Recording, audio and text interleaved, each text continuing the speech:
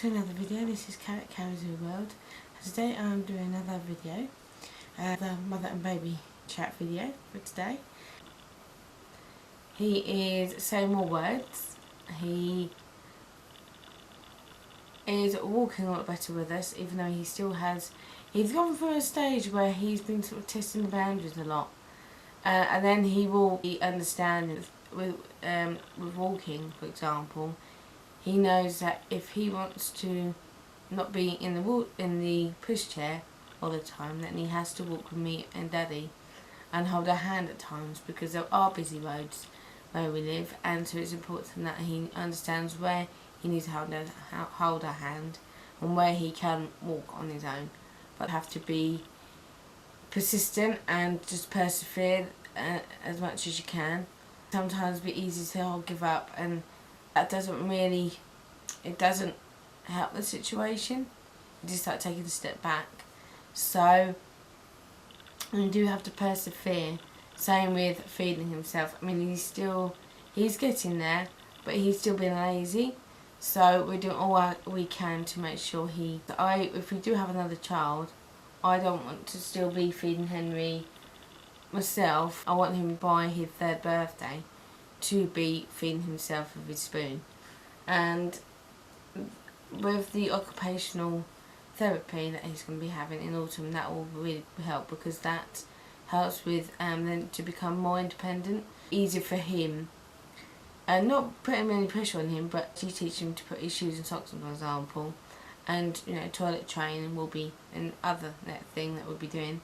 It's important that you persevere, so when they do start school, the more development, the more skills they have by then, the better it is for them, because they don't feel kind of, sometimes you can feel a bit like the odd one out. And even though it's good to be different, I used to always think that there was something wrong with being different, but actually it's okay to be different, because if everybody was the same, the world would be very boring. So it's making them understand and making them develop skills that you will help gain them an advantage when they go to school, so they can make friends, and there's this risk of them feeling isolated. And I want Henry to be happy at school as much as possible.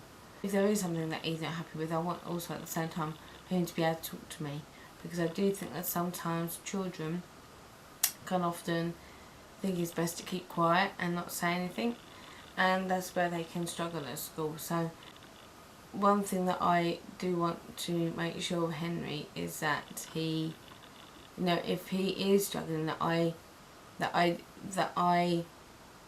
know myself how to approach if he's having difficulties. Sometimes it can be tricky being a parent, or even being a teacher, or learning to be like I remember when I did football coaching, it can be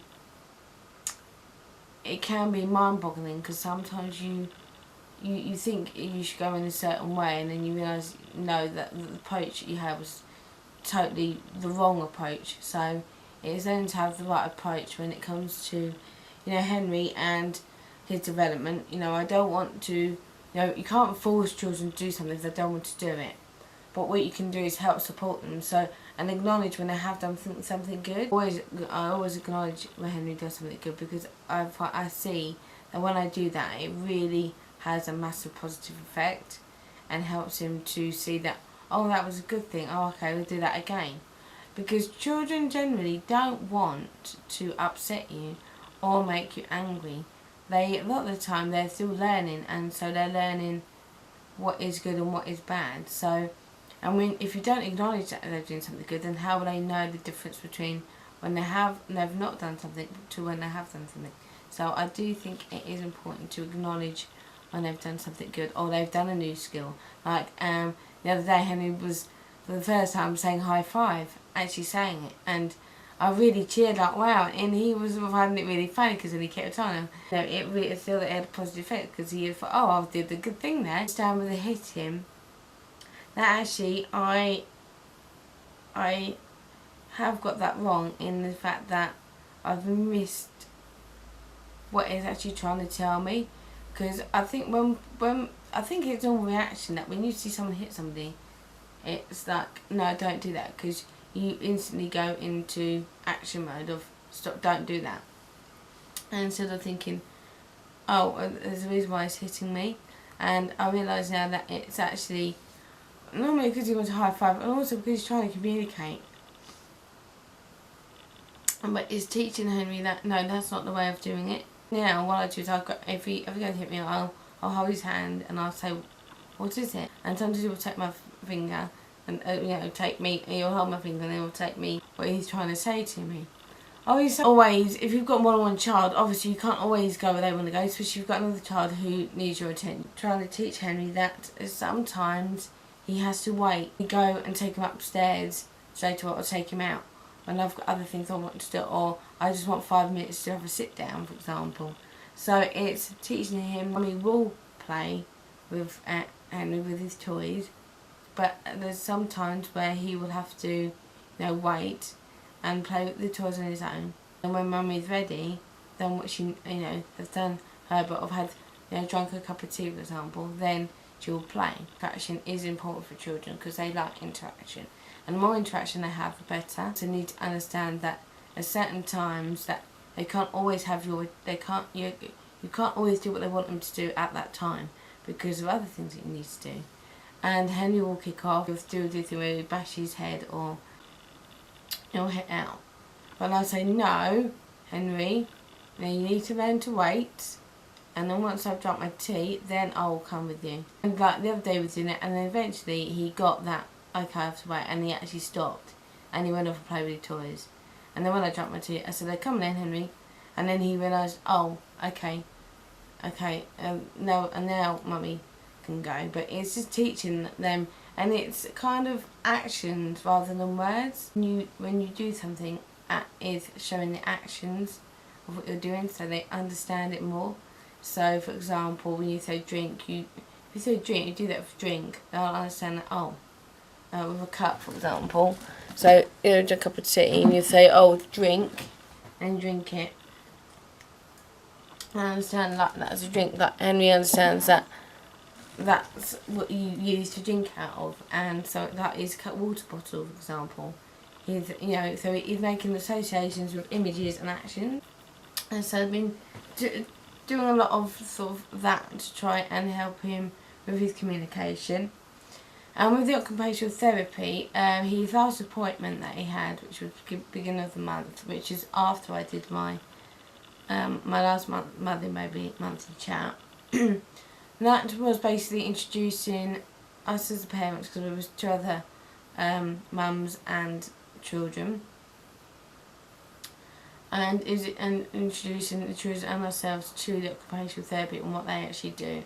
And it was basically they play games which teach them certain things, like they sing a song to each child, and the child has to say Henry, say their name, sing along with it as well. So it helps to encourage them to speak.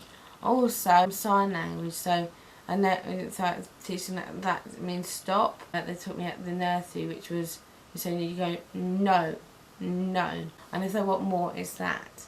So it's different to sign language, what you would use if somebody's hard of hearing.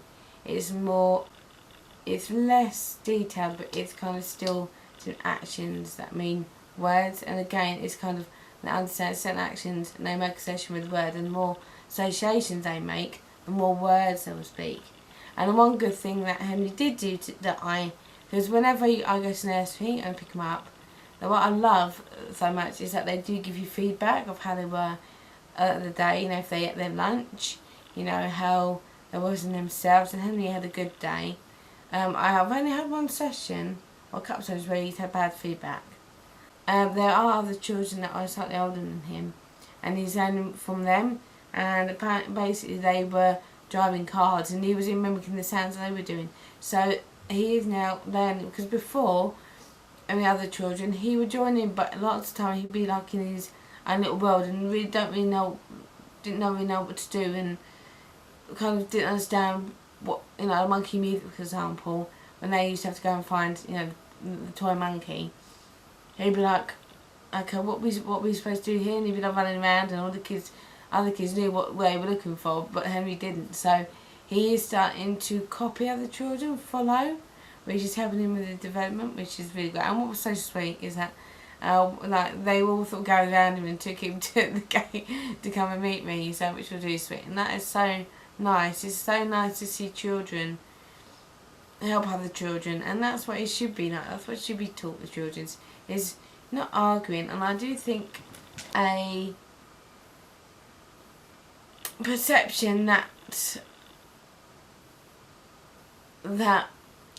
it's okay to be rude and shouting at each other. Like, for example, Jeremy Kyle show. I mean, I don't tend to watch that all the time because my husband watches it, but I don't actually. I mean, I can understand why people find it interesting, but at the same time, I don't want Henry thinking that's how you communicate with people, is by shouting.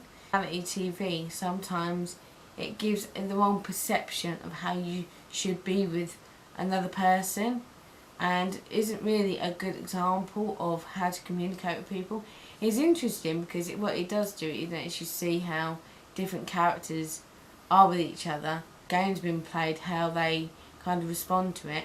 I'm really into like the psychology and that sort of thing. When you teach children that's on telly, and this is reality, and this is how you talk to a person. If you want respect from other children, you've got to earn it. The more I think we teach children to communicate, the more effective it is for them, and will help them to school and how they interact with other children. I'm really positive that it's gone to nursery. If there are concerns in nursery, or you feel that, you know, the child isn't developing through, you know, his current place, then talk to the nursery. That's what they're there for. Perhaps look into other channels that will help your child to help their development. If they are very shy, if they are finding it struggle to interact with other children, don't feel like as a parent you have to deal with it by yourself, because you'll be surprised that every child is different, but are shy as well and are also struggling. So even though every child is different, the scenario is sometimes the same. And it is good to talk to other mums and parents, and that's why I do these videos, because I found that helpful when talking to other mums and other mums sharing their experience, because it is helpful. Whatever bit of information I can get from somebody that will help me, the more it will give me reassurance. So well, I'm going to leave that there now. I will share more this time, but as for now, I was going to say thanks for watching. Remember to give it a thumbs up if you like this video, and remember to subscribe if you'd like to see more. But until then, take care, and I will see you soon. Bye bye.